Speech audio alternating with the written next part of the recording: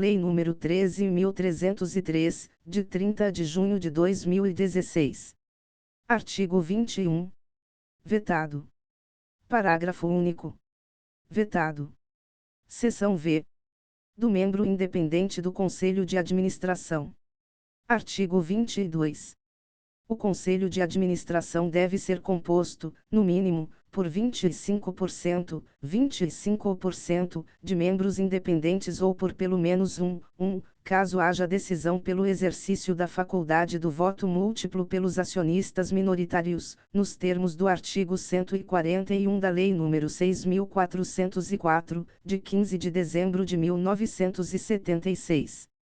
Primeiro, o conselheiro independente caracteriza-se por não ter qualquer vínculo com a empresa pública ou a sociedade de economia mista, exceto participação de capital.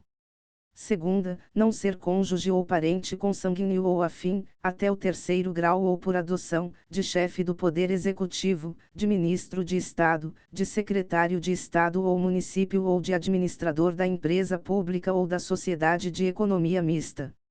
Terceira, não ter mantido, nos últimos 3 anos, vínculo de qualquer natureza com a empresa pública, a sociedade de economia mista ou seus controladores, que possa vir a comprometer sua independência. Quarta, não ser ou não ter sido, nos últimos 3 anos, empregado ou diretor da empresa pública, da sociedade de economia mista ou de sociedade controlada, coligada ou subsidiária da empresa pública ou da sociedade de economia mista, exceto se o vínculo for exclusivamente com instituições públicas de ensino ou pesquisa. V. Não ser fornecedor ou comprador, direto ou indireto, de serviços ou produtos da empresa pública ou da sociedade de economia mista, de modo a implicar perda de independência. Sexta, não ser funcionário ou administrador de sociedade ou entidade que esteja oferecendo ou demandando serviços ou produtos à empresa pública ou à sociedade de economia mista, de modo a implicar perda de independência. Sétima, não receber outra remuneração da empresa pública ou da sociedade de economia mista além daquela relativa ao cargo de conselheiro, à exceção de proventos em dinheiro oriundos de participação no capital.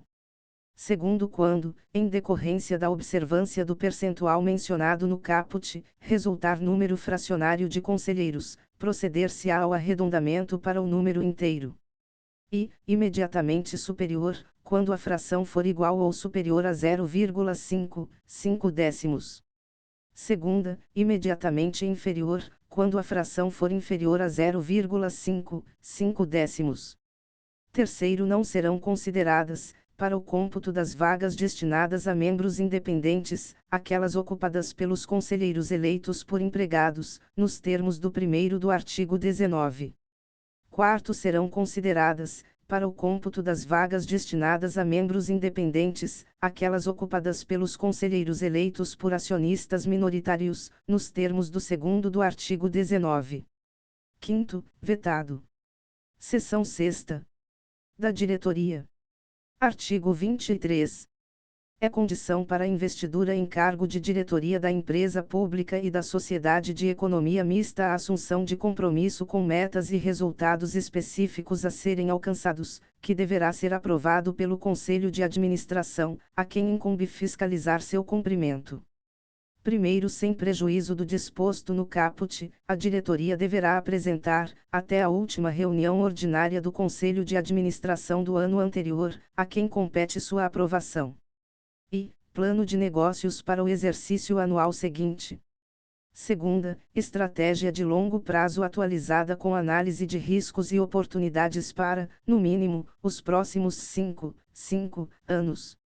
Segundo, compete ao Conselho de Administração, sob pena de seus integrantes responderem por omissão, promover anualmente análise de atendimento das metas e resultados na execução do plano de negócios e da estratégia de longo prazo, devendo publicar suas conclusões e informá-las ao Congresso Nacional, às Assembleias Legislativas, à Câmara Legislativa do Distrito Federal ou às câmaras municipais e aos respectivos tribunais de contas, quando houver Terceiro, excluem-se da obrigação de publicação a que se refere o segundo as informações de natureza estratégica cuja divulgação possa ser comprovadamente prejudicial ao interesse da empresa pública ou da sociedade de economia mista. Seção 7ª. Do Comitê de Auditoria Estatutário. Artigo 24. A empresa pública e a sociedade de economia mista deverão possuir em sua estrutura societária Comitê de Auditoria Estatutário como órgão auxiliar do Conselho de Administração, ao qual se reportará diretamente. Primeiro competirá ao Comitê de Auditoria Estatutário, sem prejuízo de outras competências previstas no Estatuto da Empresa Pública ou da Sociedade de Economia Mista. E, opinar sobre a contratação e destituição de auditor independente. Segunda, supervisionar as atividades dos auditores independentes, avaliando sua independência, a qualidade dos serviços prestados e a adequação de tais serviços às necessidades da empresa pública ou da sociedade de economia mista. Terceira, supervisionar as atividades desenvolvidas nas áreas de controle interno, de auditoria interna e de elaboração das demonstrações financeiras da empresa pública ou da sociedade de economia mista. Quarta, monitorar a qualidade e a integridade dos mecanismos de controle interno, das demonstrações financeiras e das informações e medições divulgadas pela empresa pública ou pela sociedade de economia mista. V. Avaliar e monitorar exposições de risco da empresa pública ou da sociedade de economia mista, podendo requerer, entre outras, informações detalhadas sobre políticas e procedimentos referentes a remuneração da administração. B. Utilização de ativos da empresa pública ou da sociedade de economia mista. C. Gastos incorridos em nome da empresa pública ou da sociedade de economia mista. Sexta, avaliar e monitorar, em conjunto com a administração e a área de auditoria interna, a adequação das transações com partes relacionadas. Sétima, elaborar relatório anual com informações sobre as atividades, os resultados, as conclusões e as recomendações do Comitê de Auditoria Estatutário, registrando, se houver, as divergências significativas entre administração, auditoria independente e Comitê de Auditoria Estatutário em relação às demonstrações financeiras. Oitava, avaliar a razoabilidade dos parâmetros em que se fundamentam os cálculos atuariais, bem como o resultado atuarial dos planos de benefícios mantidos pelo fundo de pensão, quando a empresa pública ou a sociedade de economia mista for patrocinadora de entidade fechada de previdência complementar. Segundo o Comitê de Auditoria Estatutário deverá possuir meios para receber denúncias, inclusive sigilosas, internas e externas à empresa pública ou à sociedade de economia mista, em matérias relacionadas ao escopo de suas atividades. Terceiro, o Comitê de Auditoria Estatutário deverá se reunir quando necessário, no mínimo bimestralmente, de modo que as informações contábeis sejam sempre apreciadas antes de sua divulgação. Quarto, a empresa pública e a sociedade de economia mista deverão divulgar as atas das reuniões do Comitê de Auditoria Estatutário. Quinto, caso o Conselho de Administração considere que a divulgação da ata possa pôr em risco o interesse legítimo da empresa pública ou da sociedade de economia mista, a empresa pública ou a sociedade de economia mista divulgará apenas o extrato das atas. Sexto, a restrição prevista no quinto não será oponível aos órgãos de controle, que terão total e irrestrito acesso ao conteúdo das atas do Comitê de Auditoria Estatutário, observada a transferência de sigilo. Sétimo, o Comitê de Auditoria Estatutário deverá possuir autonomia operacional e dotação orçamentária, anual ou por projeto, dentro de limites aprovados pelo Conselho de Administração, para conduzir ou determinar a realização de consultas, avaliações e investigações dentro do escopo de suas atividades, inclusive com a contratação e utilização de especialistas externos independentes. Artigo 25. O Comitê de Auditoria Estatutário será integrado por, no mínimo, 3 e, no máximo, 5 membros, em sua maioria independentes. Primeiro, são condições mínimas para integrar o Comitê de Auditoria Estatutário. E, não ser ou ter sido, nos 12 meses anteriores à nomeação para o Comitê, a. Diretor, empregado ou membro do Conselho Fiscal da empresa pública ou sociedade de economia mista ou de sua controladora, controlada, coligada ou sociedade em controle comum, direta ou indireta. B. Responsável técnico, diretor, gerente, supervisor ou qualquer outro integrante com função de gerência de equipe envolvida nos trabalhos de auditoria na empresa pública ou sociedade de economia mista. Segunda, não ser cônjuge ou parente consanguíneo ou afim, até o segundo grau ou por adoção, das pessoas referidas no inciso I. Terceira, não receber qualquer outro tipo de remuneração da empresa pública ou sociedade de economia mista ou de sua controladora, controlada, coligada ou sociedade em controle comum, direta ou indireta, que não seja aquela relativa à função de integrante do Comitê de Auditoria Estatutário. Quarta, não ser ou ter sido ocupante de cargo público efetivo, ainda que licenciado, ou de cargo em comissão da pessoa jurídica de direito público que exerça o controle acionário da empresa pública ou sociedade de economia mista, nos 12 meses anteriores à nomeação para o Comitê de Auditoria Estatutário. Segundo, ao menos um dos membros do Comitê de Auditoria Estatutário deve ter reconhecida experiência em assuntos de contabilidade societária. Terceiro, o atendimento às previsões deste artigo deve ser comprovado por meio de documentação mantida na sede da empresa pública ou sociedade de economia mista pelo prazo mínimo de 5 anos, contado a partir do último dia de mandato do membro do Comitê de Auditoria Estatutário. Seção 8ª. Do Conselho Fiscal. Artigo 26. Além das normas previstas nesta lei, aplicam-se aos membros do Conselho Fiscal da empresa pública e da sociedade de economia mista as disposições previstas na Lei nº 6.404, de 15 de dezembro de 1976, relativas a seus poderes, deveres e responsabilidades, a requisitos e impedimentos para a investidura e a remuneração, além de outras disposições estabelecidas na referida lei. Primeiro, podem ser membros do Conselho Fiscal pessoas naturais, residentes no país, com formação acadêmica compatível com o exercício da função e que tenham exercido, por prazo mínimo de 3 anos, cargo de direção ou assessoramento na administração pública ou cargo de conselheiro fiscal ou administrador em empresa. Segundo, o Conselho Fiscal contará com pelo menos um membro indicado pelo ente controlador, que deverá ser servidor público com vínculo permanente com a administração pública. Capítulo 3º. Da função social da empresa pública e da sociedade de economia mista. Artigo 27. A empresa pública e a sociedade de economia mista terão a função social de realização do interesse coletivo ou de atendimento a imperativo da segurança nacional expressa no instrumento de autorização legal para a sua criação. Primeiro, a realização do interesse coletivo de que trata este artigo deverá ser orientada para o alcance do bem-estar econômico e para a alocação socialmente eficiente dos recursos geridos pela empresa pública e pela sociedade de economia mista, bem como para o seguinte: e ampliação economicamente sustentada do acesso de consumidores aos produtos e serviços da empresa pública ou da sociedade de economia mista. Segunda, desenvolvimento ou emprego de tecnologia brasileira para a produção e oferta de produtos e serviços da empresa pública ou da sociedade de economia mista, sempre de maneira economicamente justificada.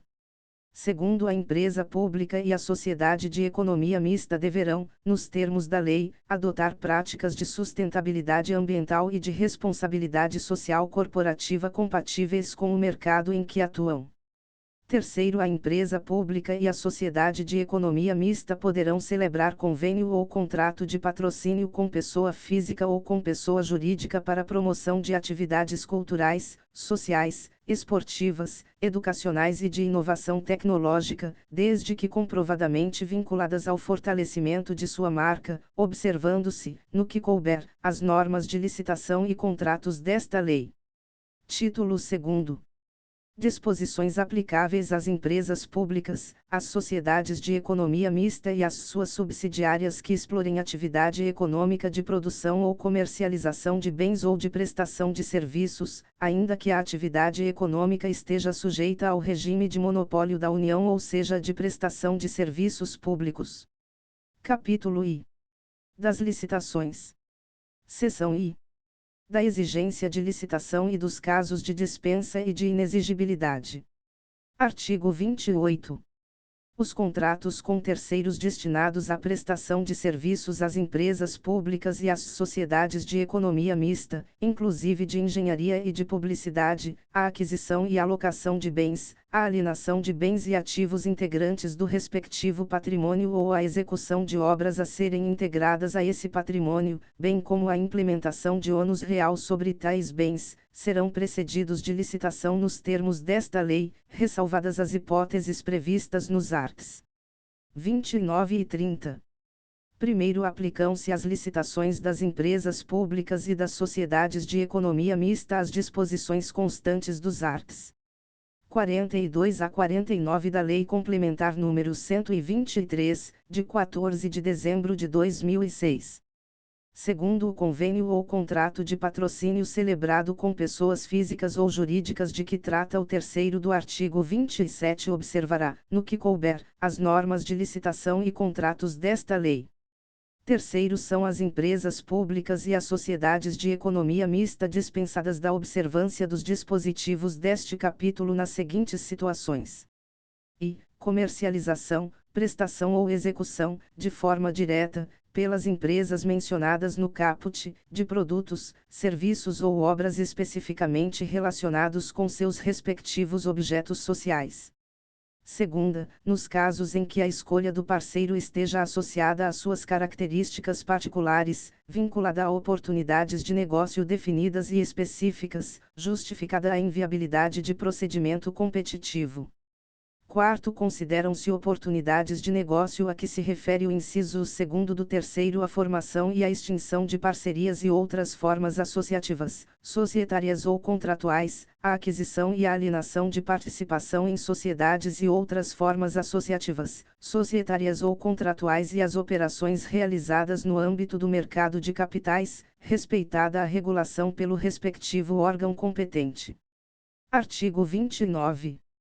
É dispensável a realização de licitação por empresas públicas e sociedades de economia mista.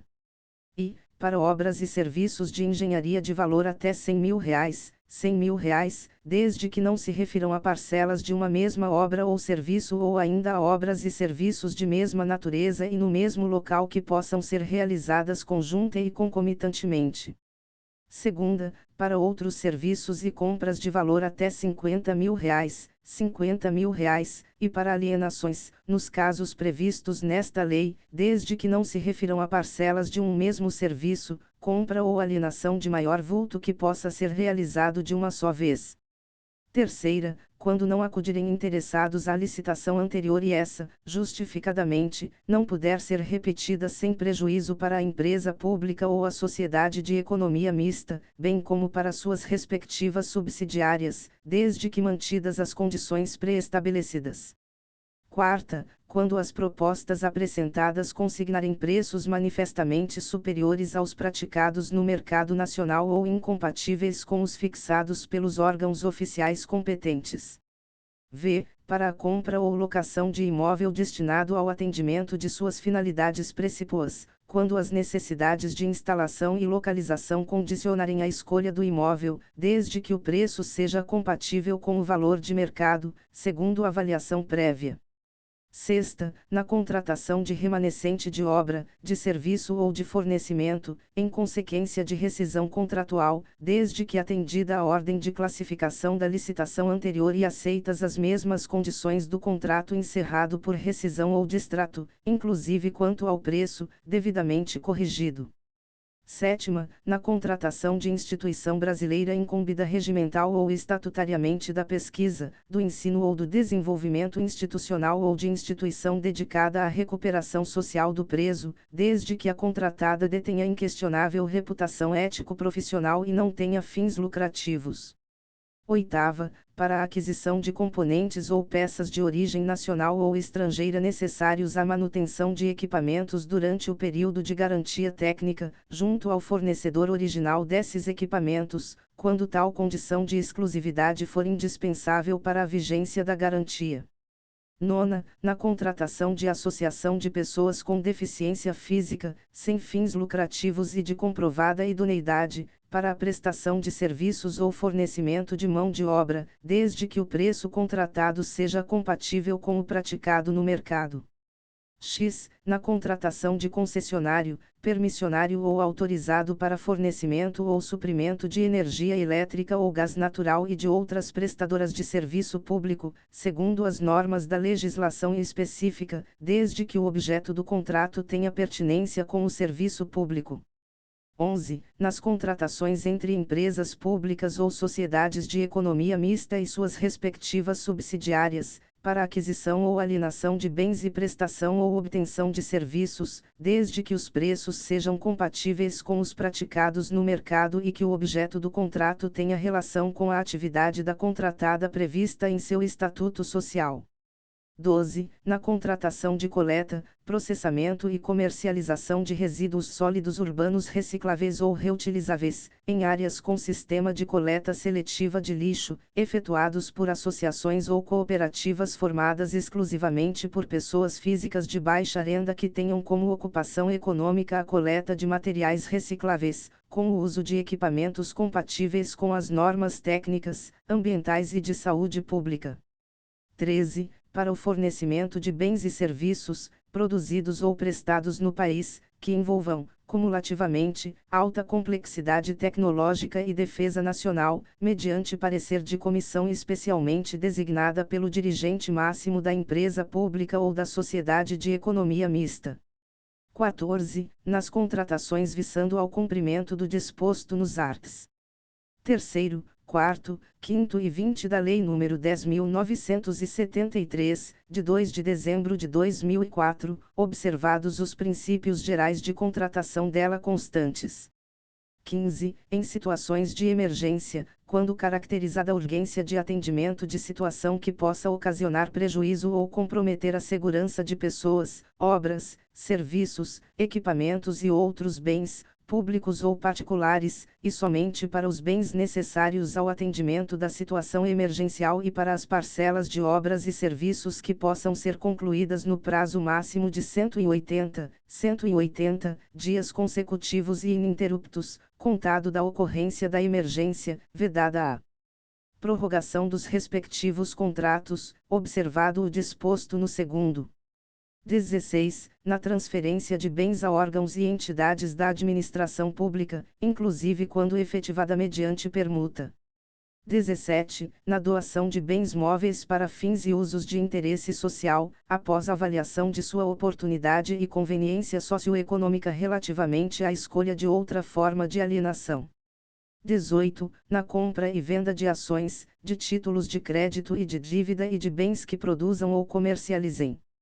Vide ADN 5624, vide ADN 5846, vide ADN 5924, vide ADN 6029.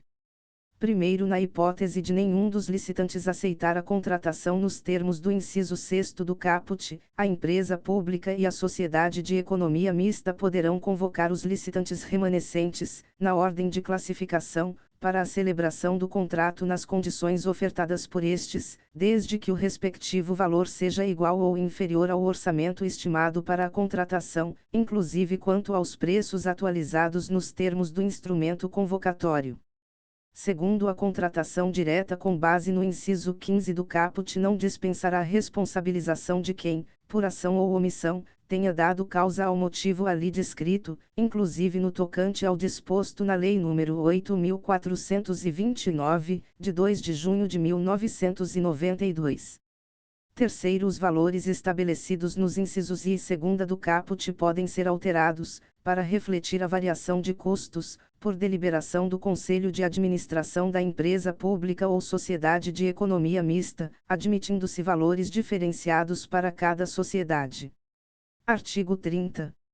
A contratação direta será feita quando houver inviabilidade de competição, em especial na hipótese de aquisição de materiais, equipamentos ou gêneros que só possam ser fornecidos por produtor, empresa ou representante comercial exclusivo. Segunda, contratação dos seguintes serviços técnicos especializados, com profissionais ou empresas de notória especialização, vedada a inexigibilidade para serviços de publicidade e divulgação. A. Estudos técnicos, planejamentos e projetos básicos ou executivos. B. Pareceres, perícias e avaliações em geral. C. Assessorias ou consultorias técnicas e auditorias financeiras ou tributárias. D. Fiscalização, supervisão ou gerenciamento de obras ou serviços. I. Patrocínio ou defesa de causas judiciais ou administrativas. F. Treinamento e aperfeiçoamento de pessoal. G. Restauração de obras de arte e bens de valor histórico. Primeiro, considera-se de notória especialização o profissional ou a empresa cujo conceito no campo de sua especialidade, decorrente de desempenho anterior, estudos, experiência, publicações, organização, aparelhamento, equipe técnica ou outros requisitos relacionados com suas atividades, permita inferir que o seu trabalho é essencial e indiscutivelmente o mais adequado à plena satisfação do objeto do contrato. Segundo, na hipótese do caput e em qualquer dos casos de dispensa, se comprovado, pelo órgão de controle externo, sobrepreço ou superfaturamento, respondem solidariamente pelo dano causado quem houver decidido pela contratação direta e o fornecedor ou o prestador de serviços. Terceiro, o processo de contratação direta será instruído, no que couber, com os seguintes elementos. Caracterização da situação emergencial ou calamitosa que justifique a dispensa, quando for o caso. Segunda, razão da escolha do fornecedor ou do executante. Terceira, justificativa do preço. Seção segunda. Disposições de caráter geral sobre licitações e contratos. Artigo 31.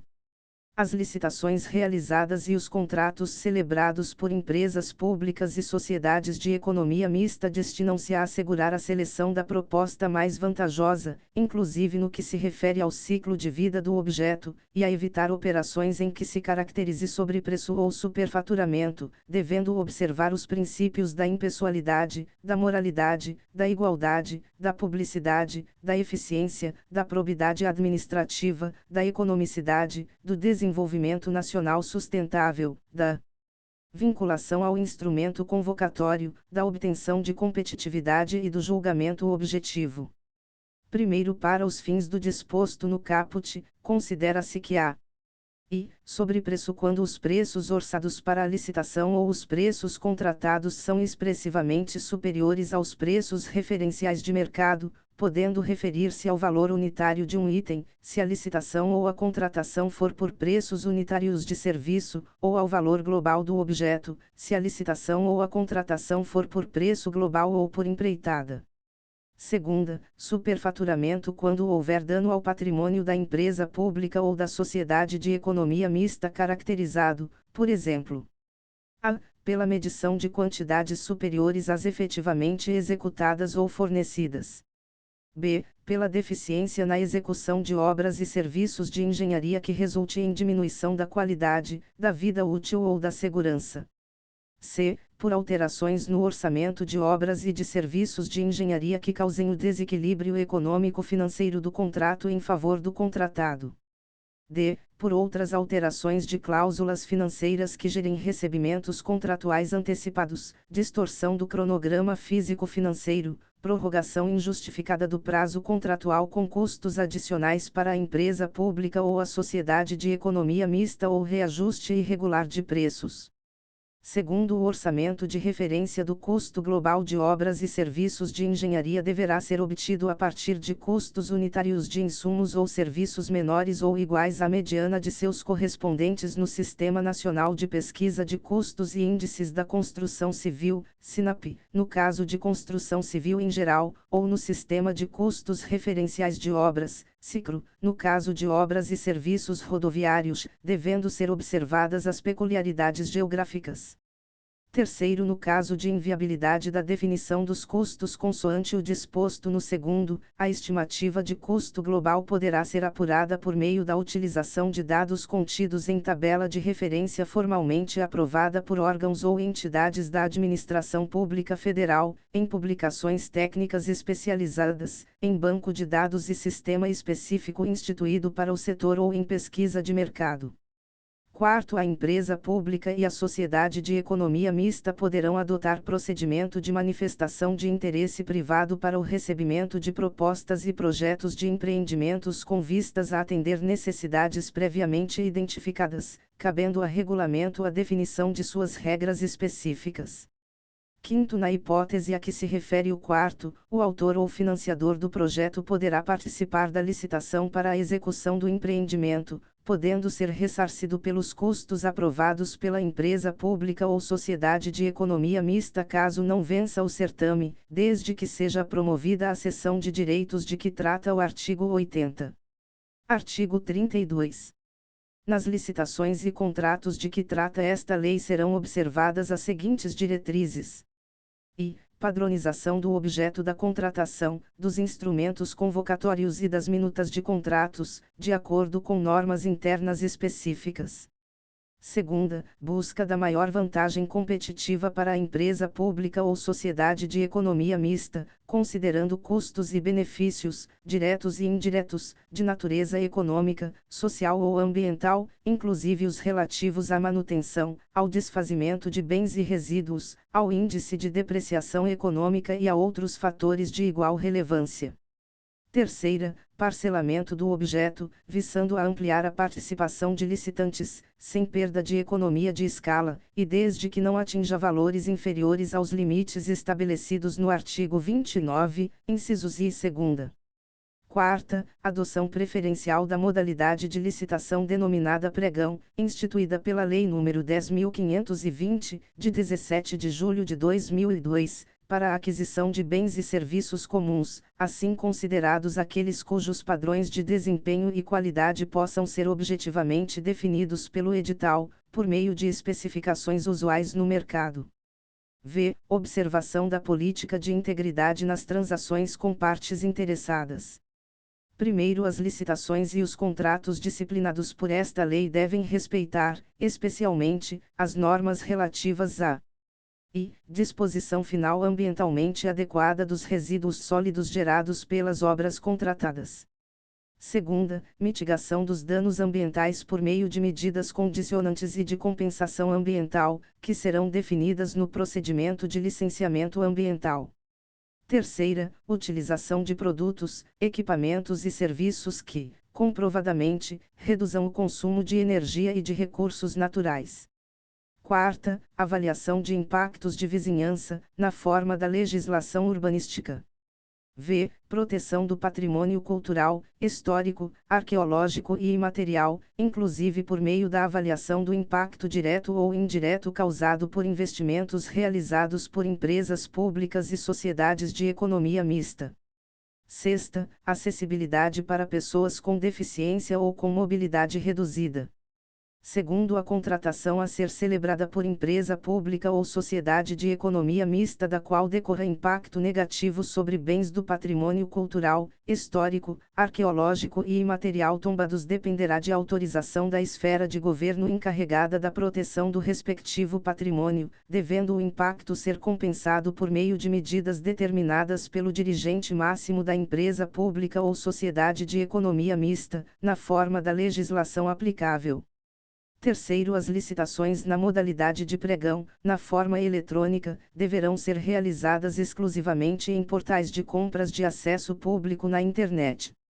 Quarto, nas licitações com etapa de lances, a empresa pública ou sociedade de economia mista disponibilizará ferramentas eletrônicas para envio de lances pelos licitantes. Artigo 33. O objeto da licitação e do contrato dela decorrente será definido de forma sucinta e clara no instrumento convocatório. Artigo 34.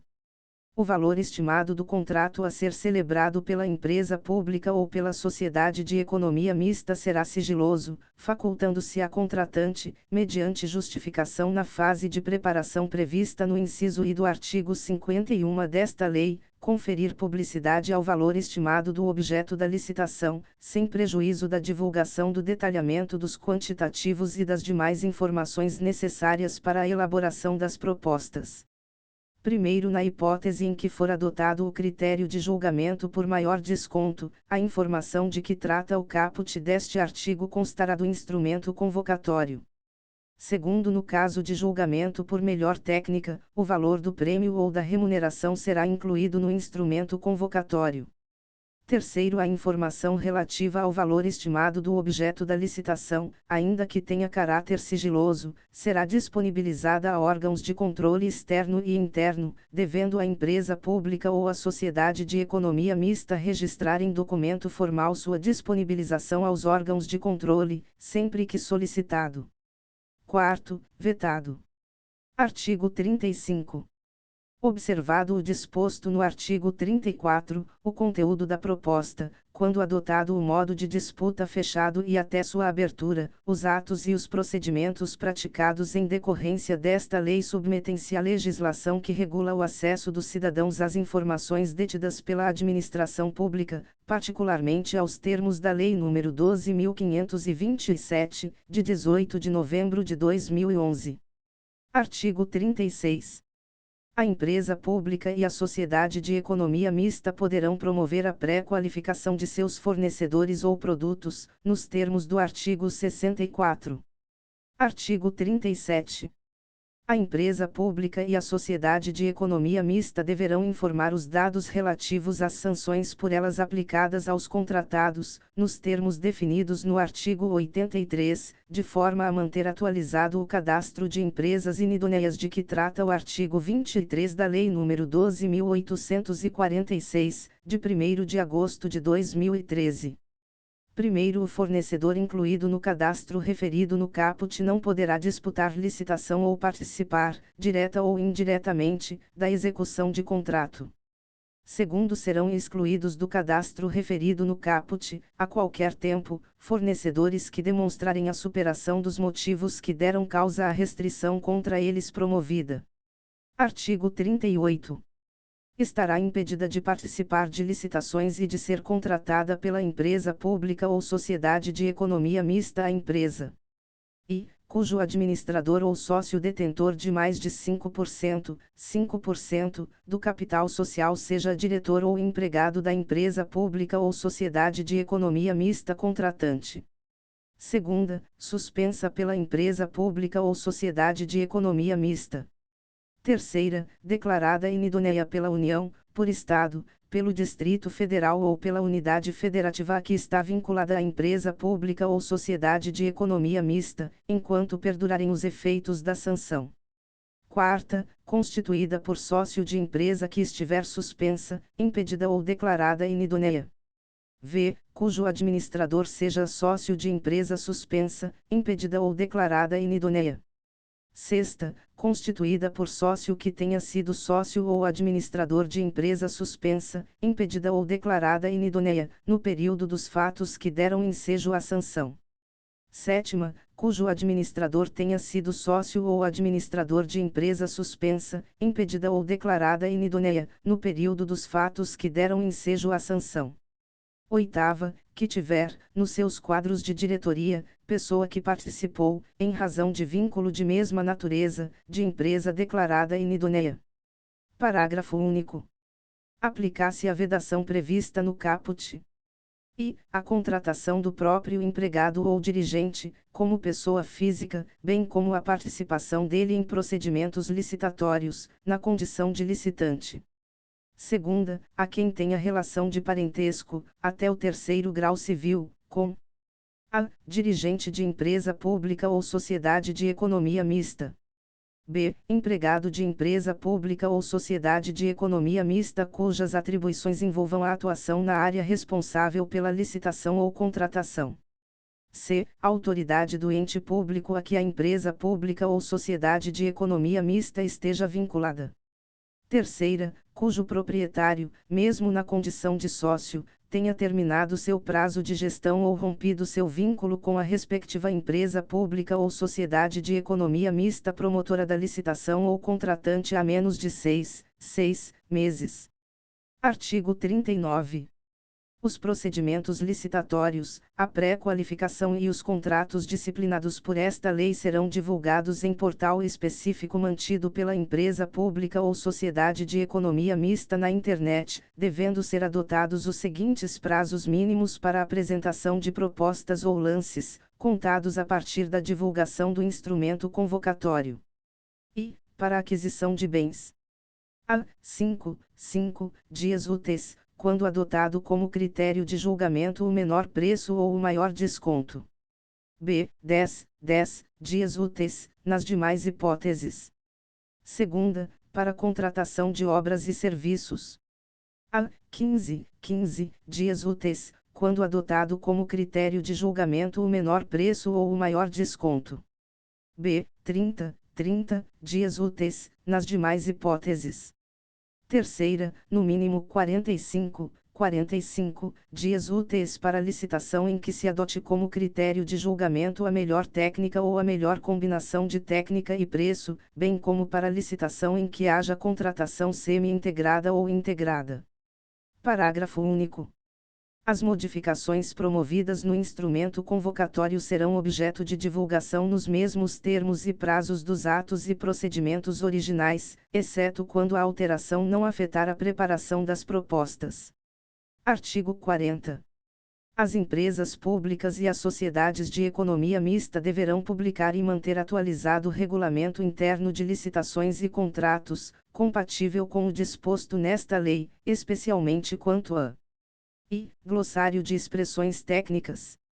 Segunda, cadastro de fornecedores. Terceira, minutas padrão de editais e contratos. Quarta, procedimentos de licitação e contratação direta. V. Tramitação de recursos. Sexta, formalização de contratos. Sétima, gestão e fiscalização de contratos. Oitava, aplicação de penalidades. Nona, recebimento do objeto do contrato.